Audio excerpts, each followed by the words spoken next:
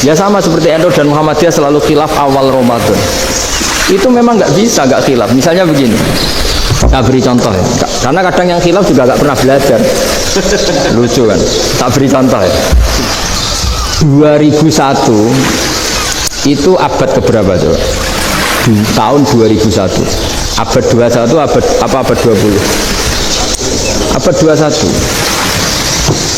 Jadi meskipun terpaut 1 tahun, padahal abad itu 100 tahun.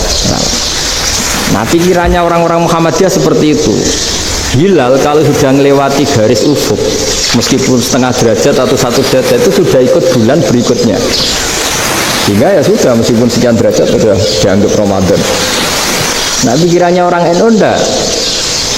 Harus ru'yah bil fi'li. Itu sebetulnya lagi-lagi sebenarnya tidak masalah NU dan Muhammadiyah, itu di kitab-kitab ya seperti itu. Kita ini nggak biasa goblok ya. Artinya kita tahunya, kita yang keluarga kiai tahunya kunut mazhab Hanafi, nggak kunut mazhab Syafi'i. Tapi tahu-tahu ini mazhab NU, ini mazhab itu aneh itu menurut kita ini anggap apa? Mana ada Muhammadiyah jadi mustahid, mana ada NU jadi mustahid. Jadi sebetulnya orang tahu semua lah kalau Abu Hanifah tidak kunut, Imam Syafi'i itu kunut. Imam Syafi'i pernah main di masjidnya Abu Hanifah ya tidak kunut, ditanya kenapa tidak kunut? Jenengan itu presiden kunut, tidak sanggup mati Abu Hanifah, dulu biasa aja. Sekarang geger, ya karena tidak punya kegiatan. Sebenarnya itu nggak masalah, mulai dulu biasa. Saya teruskan. Nah, menurut mayoritas ulama nunggu ru'yah bil fi'li. Ru'yah bil fi'li itu gini, mata telanjang bisa melihat karena agama ini menggantungkan perintah itu sama melihat. Kalau kamu tidak melihat itu bagaimana kena hukum? Ibarat gini, Pak Rektor datang ke rumah saya tapi saya nggak tahu, kena nggak saya hukum harus menghormati? Dia datang nggak sembunyi-sembunyi, saya kena hukum harus menghormati ya kalau melihat, kalau enggak ya enggak. Tapi Pak Rektor tetap bilang, tapi saya hakikatnya datang, jadi saya datang itu. Itu kan ribet. Akhirnya ya sudah, itu nggak ada khilaf sampai mati, ada khilaf karena yang satu menggantungkan hukum itu digantungkan sama tahu. Kalau tidak tahu ya, misalnya baju saya ini hakikatnya ada najis, pas sholat saya tidak tahu, sholat saya sah apa tidak? Sah, karena hakikatnya ya memang saya tidak tahu, tapi hakikatnya ada najis apa tidak? Ada. Ya sudah, itu sama-sama masuk akal. Ada lagi khilaf yang mau senam otak. Fasyamu salasati ayamin fil haji wa sab'atin idza raja'tum. Singkat cerita ada satu pelanggaran haji yang kata Allah kafarohnya itu puasa 3 hari sama 7 ketika kamu pulang, idza raja'tum, ketika kamu pulang. Dalam mazhab Syafi'i yang namanya pulang itu yang haji sudah sampai rumah. Di mana-mana pulang itu ya sampai rumah.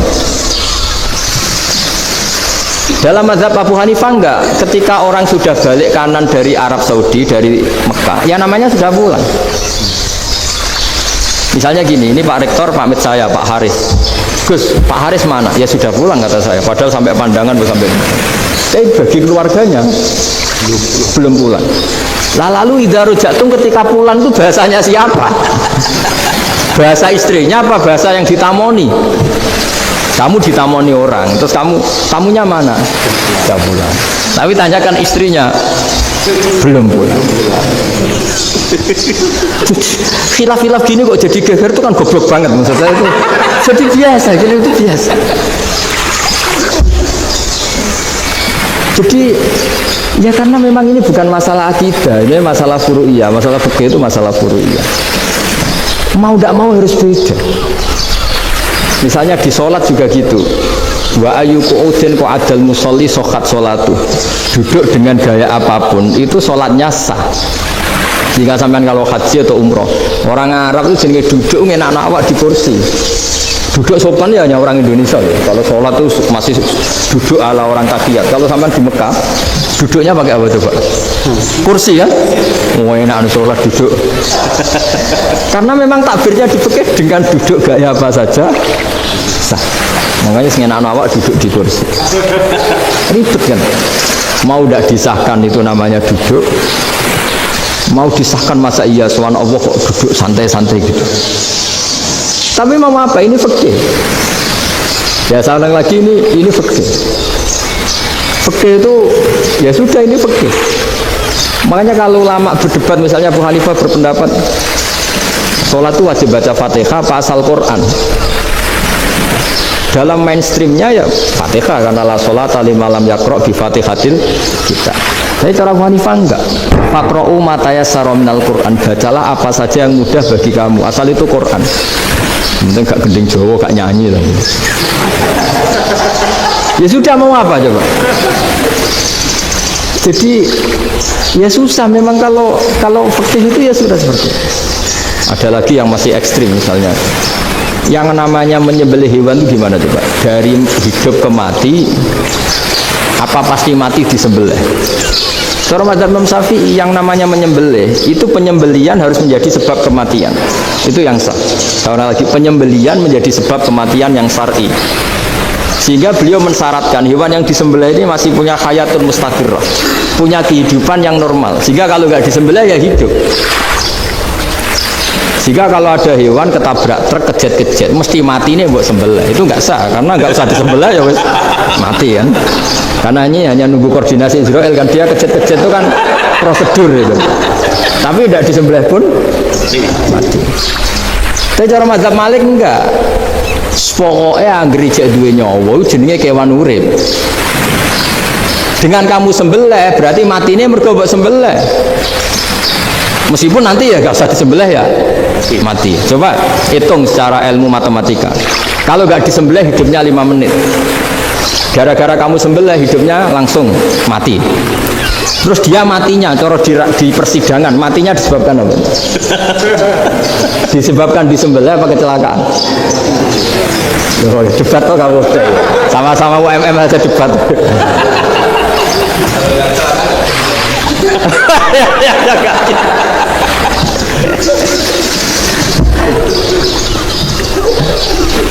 Loh, saya pernah misalnya ngalami nyata itu, saya jalan-jalan sama anak saya pakai motor, sampai di jalan raya gitu ada ayam jago ketabrak mobil, kejet-kejet.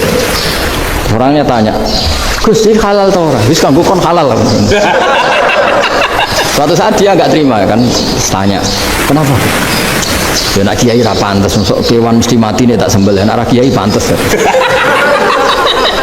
Karena aku tahu kamu tuh gak kiai, mesti motifnya itu mergo jago, jajal cilik gak tak kokno. Andaikan ayam itu bayi kan gak ditanyakan, kejet-kejet mati rak lah, wong cilik wae. Tapi masalahnya ini kan jago, eman. Tapi secara fikih pertanyaannya tadi, hewan yang sudah tidak punya hayatun mustaqirrah, dia hanya punya al-hayat al-ittiroriyah, dia punya harokah ittiroriyah, dia mati kejet-kejet, memang prosedur mati harus seperti itu. Buat kecelakaan kayak apa, kalau mati kan kejet-kejet dulu. Nah ketika kejet-kejet ini pertanyaannya ini kan hidup apa mati namanya? Enggak, namanya hidup apa mati? Pas kejet-kejet hidup. Cara Imam Malik itu hidup. Ya sudah, kalau hidup disembelih ya halal. Karena misalnya nanti kalau nggak disembelih matinya kan 2 menit lagi. Gara-gara disembelih mati sekarang. Tetap penyebab kematian itu nyembelih. Penyembelian ini sebab kematian. Tapi kalau Imam Syafi'i enggak, cara berpikir wes nemen, paling roh besok kaget langsung mati. Kalau gitu berarti kamu nyembelih barang mati. Jadi fikih itu kadang unik. Makanya ketika ngitung fikih itu unik. Orang keluar mani wajib apa? Mandi kan. Terus Imam Syafi'i ditanya, kenapa kalau orang lahir kelahiran juga harus mandi? Namanya nifas. Fa innal walada waliyun munaqidun. Anak ya mani yang menggumpal. Bedanya apa anak dengan mani itu? Jadi fikih itu kadang lucu, di rumah-rumah tenan lucu. Keluar mani wajib mandi. Berarti kalau keluar anak ya wajib mandi, karena hakikatnya anak adalah mani yang mengkristal. Sosialnya jadi dosen macam-macam itu kan hakikatnya mani. Itu fikih. Nah terus ditanya, kenapa kalau lahir langsung mati tidak wajib disolati? Ya jawabannya Mas Syafi'i lucu. Di mana-mana sholat itu nyolati mayit. Yang namanya mayit itu pernah hidup terus mati. Kalau itu tidak mayit ya sudah. Jadi kadang, nah iya kan disebut sholat mayit. Yang namanya mayit itu apa? Pernah hidup. Nah ini kan tidak pernah hidup. Maka ya sudah seperti itu. Jadi nggak khilaf itu nggak mungkin. Nah, kalau qit'atul lahmin, kalau hanya potongan daging, mungkin wah itu tidak manusia karena qit'atul lahmin. Sekarang pertanyaannya, kalau sudah berbentuk manusia, meskipun tidak pernah hidup, nah ini mulai perdebatan karena melihat tidak pernah hidup itu nggak memenuhi syarat. Tapi melihat ini sudah suratu adamiyin, bentuknya sudah. Nah kira-kira gitu perdebatan fikih. Makanya dulu awal mula zaman sahabat itu sudah debat. Masyhur kan, Nabi ada kontingen ke Bani Quraidah. Ya kalau kira-kira saya minta Pak Rektor kamu jangan, kalau ke Malang jangan sholat asar kecuali sampai Tuban. Sebelum Tuban ternyata matahari mau tenggelam. Terus Pak Rektor milih, wah sudah sholat di Bulu. Padahal belum Tuban. Padahal saya bilang jangan sholat asar kecuali di Tuban. Yang Pak Haris enggak, tetap sholat di Tuban meskipun matahari sudah tenggelam. Karena Nabi menyebut Tuban. Singkat cerita, zaman itu kan Bani Quraidah ya. La tusolliyanal asra illa fi Bani Quraidah. Kalian semua jangan sholat asar kecuali sampai Bani Quraidah. Ternyata di tengah perjalanan matahari sudah mau tenggelam, kira-kira kurang 2 menit atau 3 menit. Sahabat-sahabat, sudah lah kita sholat asar di sini. Kalau sampai sana pasti sudah tenggelam. Separuh sholat. Yang separuh enggak, kata Nabi harus di Bani Quraidah. Ya sudah nunggu di Bani Quraidah meskipun matahari sudah. Sehingga kita dua kelompok ini matur, ya Rasulullah kita ngalami ini perdebatan gini-gini. Di semua riwayat, di hadis-hadis sahih disebut falam yu'annif wahidan minhuma. Nabi tidak menyalahkan salah satunya atau tidak menyalahkan dua-duanya. Itu bahasa Indonesia juga ribet, yang benar gimana? Tidak menyalahkan salah satunya, apa tidak menyalahkan dua-duanya? Gimana bahasa benarnya? Salah satunya itu dua-duanya? Iya. Enggak, kalau bahasa Indonesia tidak menyalahkan kedua-duanya. Kedua-duanya apa salah satunya yang benar? Dua-duanya. Dua-duanya. Bahasa Indonesia itu ya kadang ruwet ya. Orang pinter kayak Pak Habibie itu namanya ya orang luar biasa. Nanti sekolahnya orang-orang idiot itu ya sekolahan luar biasa. Orang pinter banget bahasa Indonesianya ya luar biasa. Kalau sekolah untuk orang-orang yang idiot juga luar biasa. Jadi kalau dipuji luar biasa itu gak jelas ini luar biasa. Gak jelas kata bahasa kita ini katanya gak jelas. Nah itu gak menyalahkan dua-duanya apa salah satunya? Keduanya, tidak menyalahkan kedua-duanya. Misalnya dibahasakan gak menyalahkan salah satunya, benar apa salah? Benar. Benar, berarti sudah benar semua. Jadi itu bukti bahwa ijtihad itu boleh. Saya ulang lagi, bukti bahwa ijtihad itu boleh. Padahal ini jelas, yang satu harus sholat asar padahal matahari sudah tenggelam. Makanya diantara fikih unik itu begini. Saya ulang lagi fikih unik. Saya menyaksikan betul ketika ada orang tanya Mbah Mun saya ini Kopassus. Kadang latihan itu sampai waktu zuhur habis. Saya harus bagaimana? Jawabnya Mbah Mun itu unik. Semuanya ngojo ngosor sholat. Engkau yojo niat jamak atau kodok katanya. Singkat cerita terus orang ini diskusi sama saya karena ini ya alim pernah mondok. Kenapa kosor tidak boleh? Karena kosor itu ekstrim, merubah bentuk sholat dari 4 menjadi 2. Maka alasannya harus jelas. Harus jelas itu orang yang latihan di Kopassus itu kan dia sudah berasrama di situ. Berarti dia sudah tidak musafir karena asramanya di situ, sudah mukim. Kalau dia kosor itu merubah bentuk sholat dari 4 menjadi 2. Merubah itu ekstrim. Tapi kalau dia kodok itu hanya mengakhirkan sholat dari waktunya. Kira-kira kalau kamu jadi malaikat ekstrim mana? Merubah sama menunda? Ekstrim merubah kan? Karena 4 menjadi 2. Terus ojo jamak takdim tapi jamak takhir. Itu juga penting. Bagi pengkaji fikih itu penting. Kalau jamak takhir itu salah-salah sithik ora pati popo. Kenapa? Kan mirip zuhur qadha. Kalau jamak takhir kan tapi kalau jamak takdim asar kok di waktu zuhur, ekstrim mana? Perubahan takhir sama takdim itu ekstrim mana? Ekstrim takdim karena melakukan sesuatu belum waktunya. Belum waktunya.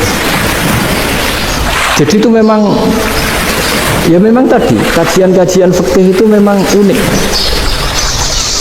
Karena bagi ahlinya, saya ulang lagi, tapi ini saya ulang lagi bagi ahlinya. Makanya ketika Nabi menjamak sholat ketika nusuk, ketika haji itu kata Imam Syafi'i lissafar, karena Nabi pergi jauh karena rumahnya Medina. Tapi resikonya fatwa itu adalah orang Mekah nggak boleh jamak karena kawasannya nggak sampai 90 kilo lah kalau sekarang mungkin. Tapi kalau tahu Imam Malik nggak jalin nusuk, sehingga orang Mekah pun yang haji ya boleh jamak karena alasan jamaknya karena nusuk, karena haji bukan karena jarak. Terus diteruskan lagi, kalau karena pergi boleh jamak, memangnya pergi itu kenapa? Karena repot. Nah, itu masalah kan, masyakoh. Nah, terus mulai ada orang-orang yang ngawur kan, resepsi jamak ribet, wes resepsi duit utangan kan capek. Wah itu sudah jamak ribet kan. Jadi kalau sudah illatul hukmi itu sudah mesti bikin masalah. Kalau sudah illatul hukmi itu pasti bikin masalah. Nah, pertanyaannya, jamak itu masih gampang karena bentuknya sholat masih 4. Yang ekstrim kalau qasar karena bentuk sholat 4 menjadi 2. Maka kata Mbah Mun pesennya, nak kue ra mesti bener, jika alasan itu tidak mesti benarnya. Pokoknya sementing tidak qasar kan. Juga tidak jamak takdim karena qasar ini kan merubah bentuk sholat kan ekstrim. Jamak takdim juga ekstrim karena mendahulukan sholat sebelum waktunya. Kalau jamak takhir kan biasa, kalaupun salah kan mirip kodok. Ya mirip kodok biasa kan. Nah ini saya cerita, jadi fikih itu bagi ahlinya itu memang punya konsekuensi yang seperti itu. Makanya pertanyaannya misalnya bagaimana hukumnya penyembelihan lewat mesin? Ribet. Bagaimana nyembelih dari apa ini? Belakang.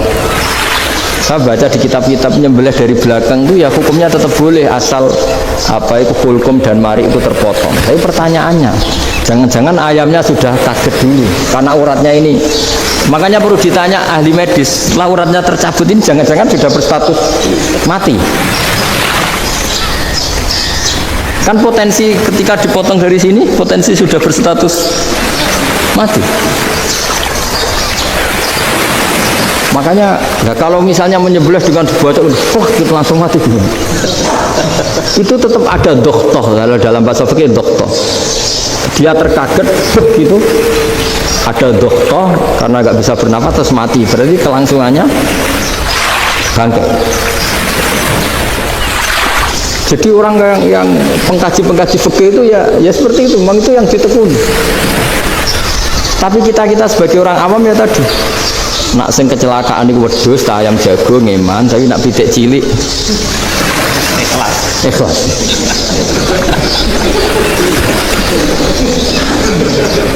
Makanya ada pertanyaan orang-orang, saya pernah ditanya, ya bingung kan, Gus, kalau ada orang mati oplosan misalnya, dengan datang sholat enggak? Ya datang sholat kan, dia orang mukmin, saya tetap sholat. Kenapa itu? Ya kan matinya oplosan.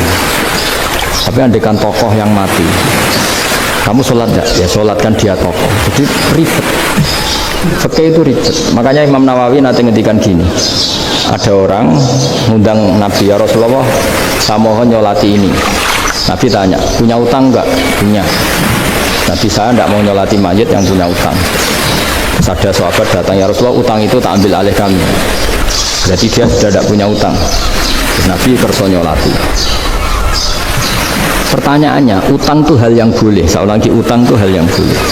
Tapi kenapa Nabi se-ekstrim itu? Tapi ketika Nabi mau kondur itu ngendikan gini, ini PR ya bagi UMM, ini PR ya. Nabi sebelum kondur bilang gini, sallu ala sahibikum. Dong saya tidak nyolati ini, tapi tolong ini disolati. Terus kata Imam Nawawi, dianalogikan atau dikiaskan, siapapun pelaku dosa besar atau mati dalam keadaan tidak benar, misalnya pas dugem mati, pas oplosan mati, itu sebaiknya tokoh-tokoh itu nggak nyolati karena nanti dianggap penghormatan. Misalnya ketua PP Muhammadiyah rektor nyolati wong mati oplosan kan keren. Mati oplosan disolati rektor.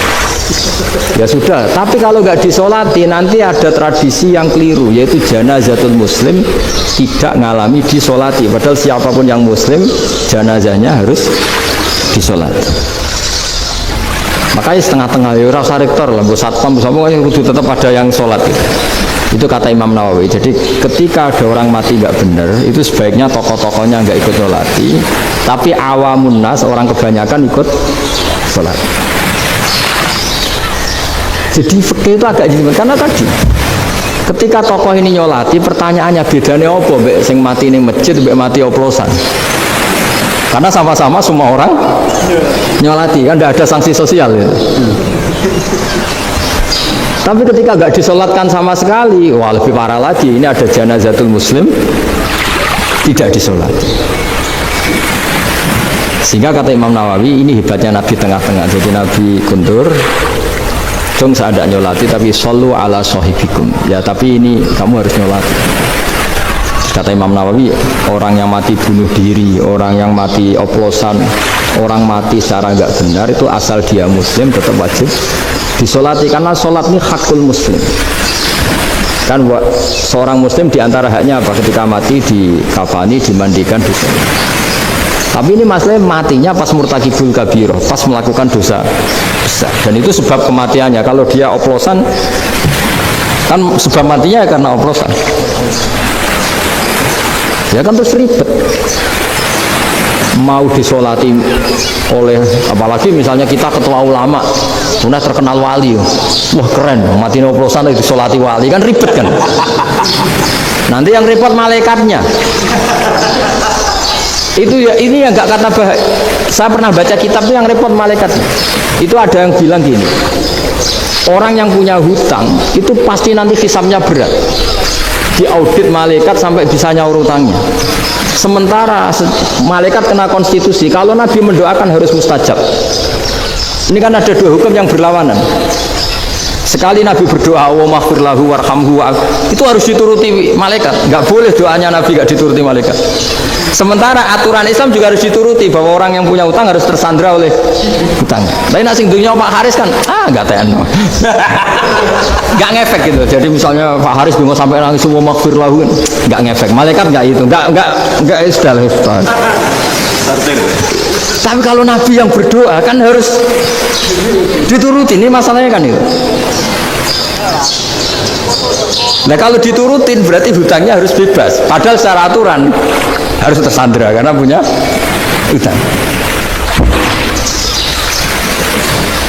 Dan nanti sama kalau yang mati oplosan ini yang doain wali sampai Allah maghfirlahu. Doanya wali kan harus terkabul. Sementara secara hukum dia harus kena sanksi karena oplosan tadi. Daripada ngerepotno malaikat, sudahlah wali-wali ini tidak usah ikut nyolatin. Yang nyolati ya orang-orang nggak jelas ini, sehingga kan malaikat kan santai aja kalau mau nyeksa. Loh, tapi kan sudah didoain, nggak ngefek. Karena doanya orang-orang nggak penting. Itu ada tuh di sarah Muslim itu. Di sarah Muslim di bab ketika Nabi ngintikan babu qauli Rasulullah sallallahu alaihi wasallam sallu ala sahibikum. Jadi belajar fikih itu asik. Karena tadi harus dipelajari. Kalau enggak, ilmu ini hilang. Terus nanti takutnya lagi ilmu fikih itu direduksi sosial. Misalnya gini, pada wong cilik wae kiai-kiai ra gelem nyolati. Orang melihatnya ini karena yang oplosan wong cilik om larat ra disolati. Jajal bupati ya disolati, mergo amplope gede-gede kan terus ruwet kalau dianalisis itu kan ruwet. Makanya kenapa saya harus ngomong fikih supaya semuanya itu enggak didudukkan urusan sosial itu. Nah kalau semuanya didudukkan sosial kan sentimennya sentimen sosial. Ribet. Padahal yang sering mati oplosan itu kan ngomong cilik gitu loh, karena tadi kalau wong sugih kan pakai whisky yang mahal yang insya Allah tidak mati kan gitu. Yang mati kan ya mergo virtus macam-macam itu kan. Artinya ini kalau nggak diterangkan secara fikih, kiai-kiai yang nggak datang dikira masalah sosial kan. PP salam tempel era gede terus nggak datang kan terus jadi ribet. Ya, makanya ini apa lewat pengajian ini supaya sampean lebih tahu ya bahwa khazanah Islam ini kata beberapa ulama kafatal linnas, maknanya semuanya, sehingga Allah akan mentakdirkan kajian Islam akan ada di seluruh dunia. Jadi kenapa IAIN marak di Indonesia, UMM, Universitas NU banyak? Karena agama ini kafatal linnas, tidak miliknya orang Arab, tapi milik semua. Orang alimnya juga gitu. Ketika ada liga alim seluruh dunia, itu orang Indonesia, orang Afrika, ya selalu ada orang alim yang kelas dunia. Seperti dulu ada Imam Bukhari, itu as-sakhul kutub ba'da kitabillah, kitab terbaik setelah Quran itu Bukhari, padahal dikarang oleh orang Uzbek. Kata siapa? Islam As-Sofyan, ada orang Arab ngakui kalau kita paling sahih itu Bukhari. Mekah Madinah pun ngakui kalau kita paling sahih Bukhari. Padahal pengarangnya ada orang Arab. Orang mana? Uzbek. Imam Ghazali yang diakui seluruh dunia itu Atos itu ikut Persia. Juga bukan orang Arab. Sibawah itu orang Persia. Dan ini yang belum ada orang Malang ini, tinggal PR ini. Ya, nyusul ya.